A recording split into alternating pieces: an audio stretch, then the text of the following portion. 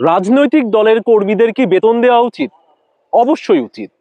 অনেকেই বলেন রাজনীতি তো আদর্শের ব্যাপার, এখানে আবার টাকা বা বেতন কেন? কিন্তু বাস্তবভাবে চিন্তা করলে পূর্ণকালীন রাজনীতি করা আসলে একটা কাজই। একজন রাজনৈতিক কর্মী যদি সারাদিন সংগঠন করা, মানুষের সমস্যা শোনা, আন্দোলন করা, নির্বাচনী কাজ এগুলো করতে থাকেন, তাহলে তার জীবিকা নির্বাহ কিভাবে হবে? যদি বৈধ আয়ের কোনো পথ না থাকে, তখন এইসব ক্ষেত্রে রাজনীতিতে অস্বচ্ছ উৎস থেকে টাকা ঢোকার সম্ভাবনা বাড়ে। অনেক দেশে এই সমস্যার সমাধানের চেষ্টা করা হয়েছে।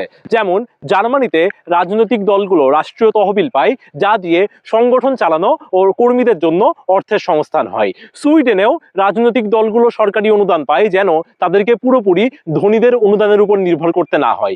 যুক্তরাজ্যে বিরোধী দলগুলো প্রশাসনিক ও গবেষণামূলক কাজের জন্য শর্ট মানি নামে সরকারের পক্ষ থেকে আর্থিক সহায়তা পায়।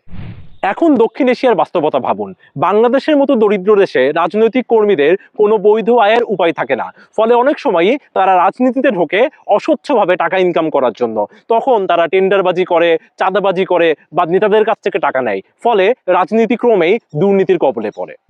তাই যদি স্বচ্ছ ও আইনি উপায়ে রাজনৈতিক কর্মীদের বেতন বা সম্মানী দেওয়া যায়, তাহলে রাজনীতিতে টাকার অস্বচ্ছ প্রবাহ কমতে পারে। সোজা কথায়, যদি রাজনীতিকে পেশাদার ও পরিষ্কার করতে হয়, তাহলে এর অর্থনৈতিক বাস্তবতাকেও স্বীকার করতে হবে।